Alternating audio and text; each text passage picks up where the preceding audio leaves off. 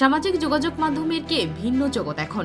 সবাই breaking news আগে প্রকাশ করতে ব্যস্ত, আর তাই ভুয়া পরিচয় দিতেও পিছপা হচ্ছেন না অনেকেই। সম্প্রতি এমনই নকল সাংবাদিক পরিচয়ের কয়েকজন ব্যক্তিকে আটক করেছে বাংলাদেশ আর্মি। তাদের এক নিয়মিত চেকপোস্টেই সাংবাদিক সেজে আসা ব্যক্তিরা ধরা পড়েছেন বলেও জানায় দেশের বেসরকারি একটি সংবাদ মাধ্যমের প্রতিবেদন অনুযায়ী আসল সাংবাদিকদের সাথে মিশে গিয়ে নানা ধরনের ভিডিও ধারণের চেষ্টা করছিলেন এই ব্যক্তিরা। সেনাবাহিনীর কিছু সদস্য এবং সাংবাদিকদের মনেও তখন তাদের নিয়ে সন্দেহ সৃষ্টি হয়। জিজ্ঞাসাবাদ শুরু হলে কেউই নিজের পরিচয় প্রকাশ করতে পারছিলেন না, এমনকি কোনো কথিত চ্যানেলের সাথে তারা জড়িত তাও বলতে পারেননি। তখনই বাকিরা বুঝতে পারেন ভুয়া সাংবাদিকের পরিচয় দিয়ে সংবাদ সংগ্রহ করতে এসেছেন তারা। এরপরই তাদের আটক করে চেকপোস্টে থাকা সেনাবাহিনীর সদস্যরা। কেন এমন অপরাধের সাথে নিজেদের জড়ালেন? এমন প্রশ্নের উত্তরে একজন নকল সাংবাদিক বারবার ক্ষমা চাচ্ছিলেন ঠিকই, কিন্তু কেন এই কাজ করেছিলেন তার জবাব দিতে পারেননি।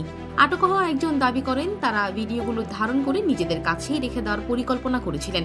কোনো অসাধু কাজে ব্যবহারের ইচ্ছে তাদের ছিল না। অন্য একজনের কাছে সাংবাদিকতার বৈধতার পরিচয়পত্র জানতে চাওয়া হলে তিনি পালানোর চেষ্টা করেন, আর তখনই সবাইকে একসাথে আটক করতে বাধ্য হন বাংলাদেশ আর্মি।